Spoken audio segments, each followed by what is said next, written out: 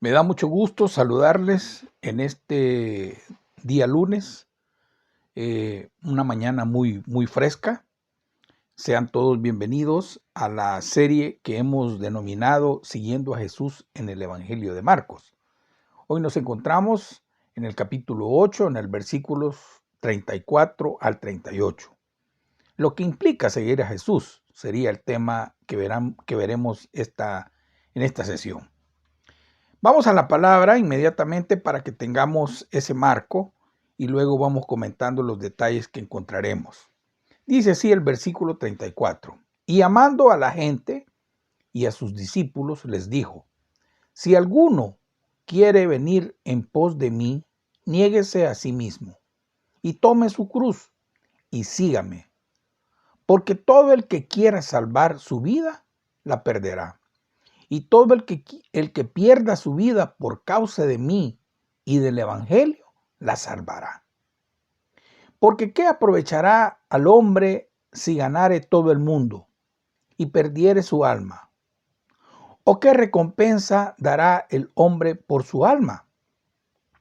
Porque el que se avergonzare de mí y de mis palabras en esta generación adúltera y pecadora, el Hijo del Hombre se avergonzará también de él, cuando venga en la gloria de su Padre con los santos ángeles. Hasta ahí la nota. Bueno, como comentábamos en la sesión anterior, hemos llegado a un punto importante, un punto crucial en el Evangelio de Marcos. Porque es a partir de aquí cuando Jesús comienza a explicar la secuencia de acontecimientos que habían de preceder el establecimiento de su reino. Esto era algo difícil de entender y aceptar para los discípulos. El Señor conocía bien al pueblo y sabía que mucha de la fe de la gente que le seguía era superficial e interesada, y que finalmente llegarían a rechazarle en el momento en el que no se ajustara a lo que ellos esperaban de él. Por eso les lanza un reto y les dice, si alguno quiere venir en pos de mí.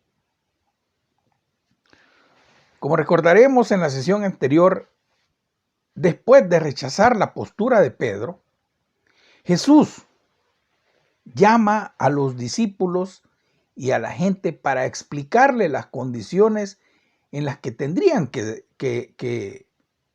seguirle. Hasta ese momento, ir en pos de Jesús había consistido básicamente en acompañarle, escucharle y verle actuar. Pero a partir de este momento, el Señor quería un grado de compromiso con Él mucho mayor. Desafortunadamente, tanto en aquel entonces como hoy, no son muchos los que deciden seguir a Jesús.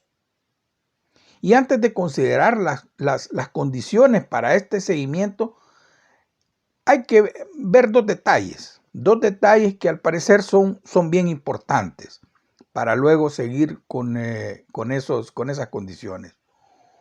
Uno es la franqueza del Señor. Mire, el Señor no ocultó ningún momento la dureza del camino. No les ofertó una vida llena de recursos, de buenas cosas, de vehículos, de casas, de ropa, de lujos. No ofreció nada de eso. Una buena salud tampoco se las ofreció. No les dijo que sus problemas se acabarían. Nada de eso. Y el otro punto es que Él no mandó a nadie que fuera por un camino por el que Él mismo no hubiera ido adelante. Ese es un líder. Por tanto, les dice, niéguese a sí mismo y tome su cruz y sígame. 3 condiciones. La primera condición para seguir a Jesús es negarse a sí mismo. En vista de lo que acababa de decir, la primera cosa que implicaría sería dejar de pensar como los hombres y empezar a ver las cosas como las ve Dios. Esto supone dejar toda aspiración material al reino de Dios y también considerar adecuadamente la gravedad del pecado y la necesidad de la cruz. Poco a poco lo irían entendiendo. Otra cosa es que al negarnos a nosotros mismos para seguir a Jesús, estamos cediendo nuestro derecho a gobernar nuestras propias vidas para que las gobierne Jesús. Dejamos de ser dueños de nosotros mismos para ponernos a su disposición, a sus órdenes. Ya no tenemos la última palabra acerca de lo que vamos a hacer o a dónde vamos a ir. Pablo lo había entendido y se lo expresó así a la iglesia de Corinto cuando les decía: ¿o ignoráis que vuestro cuerpo es templo del Espíritu Santo, el cual está en vosotros, el cual tenéis de Dios, y que no sois vuestros, porque habéis sido comprados por precio? Glorificad pues a Dios en vuestro cuerpo y en vuestro espíritu, los cuales son de Dios. 1 Corintios capítulo 6, 19 y 20. A partir del momento en que decidimos seguir a Jesús, queridos hermanos, asumimos su señorío en nuestras vidas y que debemos de negarnos a todo pensamiento o acción que esté basado en nuestro propio interés y no en la voluntad de Dios. Estas son las letras pequeñitas del contrato. Por generaciones se ha evangelizado, hermanos, y se ha hablado de la oferta del evangelio de salvación, pero muy poco se ha hablado del señorío de Jesús en la vida de la gente. Por eso estamos como estamos. La segunda condición es: tome su cruz.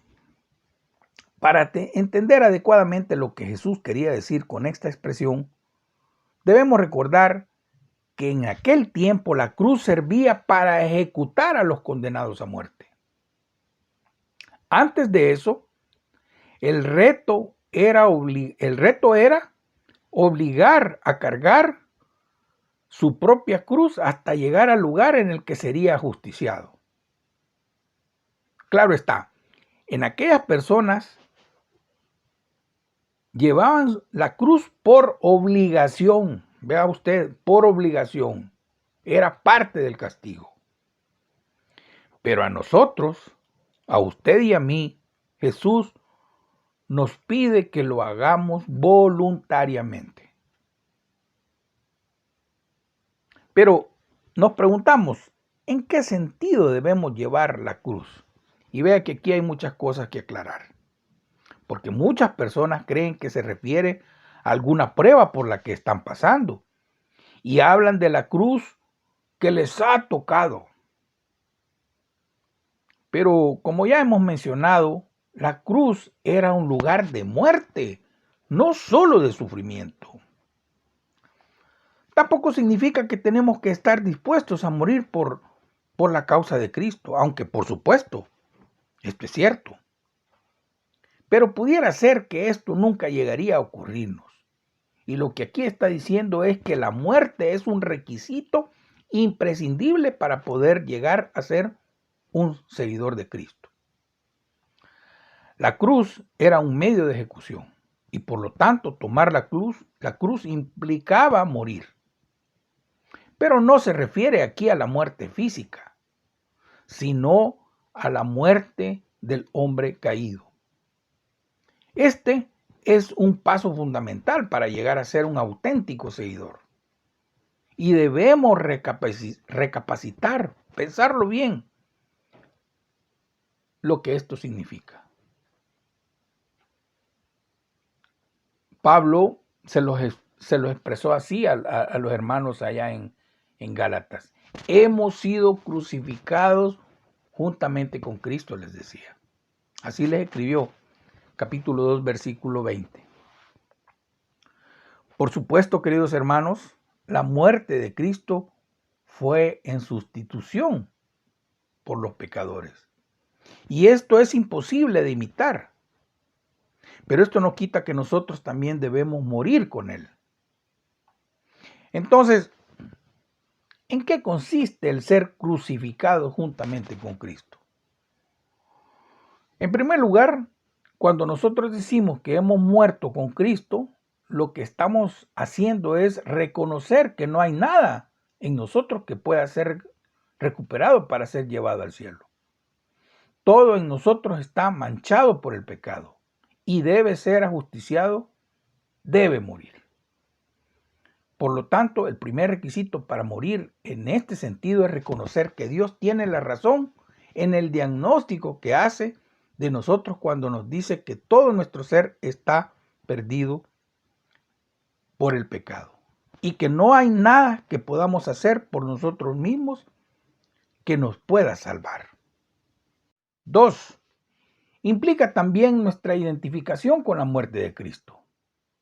Aceptamos que merecemos la justa condenación de Dios, pero confiamos en el valor del sacrificio que Él realizó en la cruz en nuestro lugar. Por lo que tomar la cruz resulta difícil. A ninguno de nosotros nos gusta admitir que hemos fracasado, que somos pecadores civiles. Todos preferimos pensar bien de nosotros mismos e intentar hacer algo para salvarnos. Por eso el tener que admitir que no podemos hiere nuestro orgullo, hiere profundamente nuestro orgullo.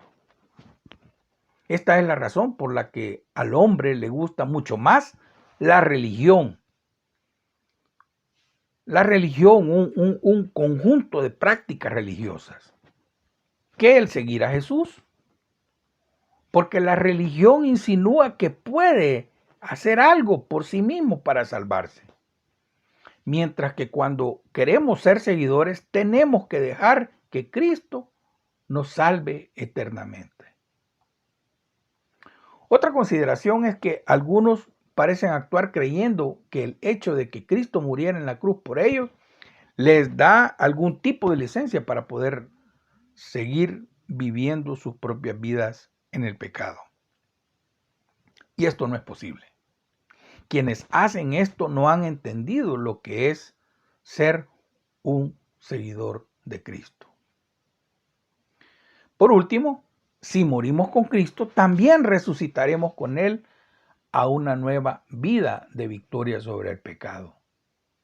En el momento en que tomamos la firme decisión de arrepentirnos de nuestros pecados, al punto de morir a ellos, y confiamos en el valor de la obra de Cristo en la cruz, en sustitución nuestra, entonces Dios nos da una nueva naturaleza creada a la imagen de su Hijo y dirigida por el poder de su Espíritu Santo.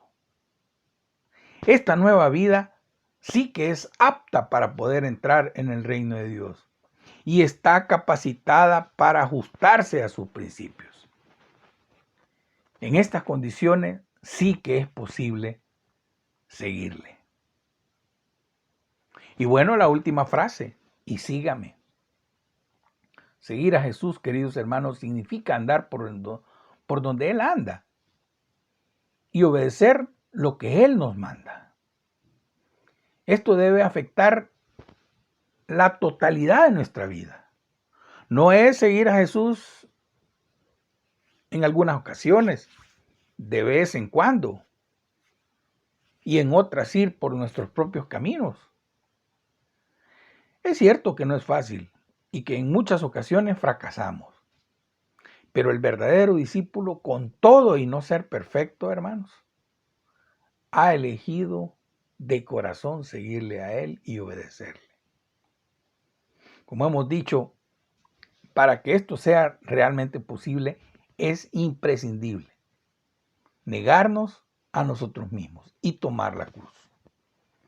Es entonces cuando Dios obra en nosotros por medio de su Espíritu Santo, dándonos una nueva naturaleza y el poder necesario para andar siguiendo sus pisadas. Notemos también que en este mandamiento está implícita la idea de perseverancia. Síganme, sígueme, seguirle continuamente. El Señor nos quiere llevar a una vida de continua santificación. No se trata de una decisión para un momento, sino que tiene que ver con un plan que abarca toda nuestra vida. Y luego les dice, porque todo el que quiera salvar su vida la perderá, y todo aquel que pierda su vida por causa de mí y del Evangelio la salvará.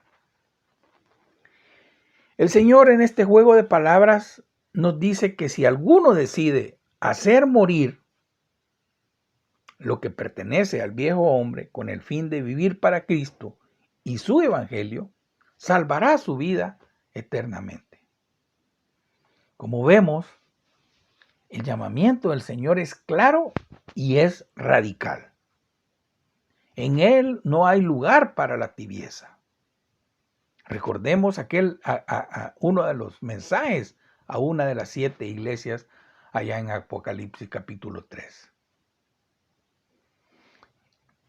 Y es que desde la perspectiva del mundo, la persona que se involucra mucho en la vida cristiana parece que está perdiendo.